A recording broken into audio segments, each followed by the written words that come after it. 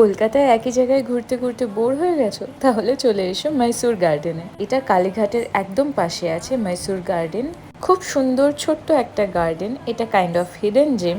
আমি তো এখানে বিকেলবেলা ঘুরতে ঘুরতে চলে গেছিলাম মায়ের সাথে। ছোট্টর মধ্যে গার্ডেনটা খুবই শান্তশিষ্ট নিরিবিলি, আর তার সাথে ওয়েদারটা এক্সট্রা পয়েন্ট অ্যাড করছিল। সেকালের কলকাতার নানা রকম চিত্র দিয়ে সাজানো গার্ডেনের ওয়াল, খুব সুন্দর একটা স্কাল্পচার, আর এই কিউট মাছ বাজারটা আমার দারুণ লেগেছে। আর এই মন্দিরটা হলো এই গার্ডেনের প্রাণকেন্দ্র।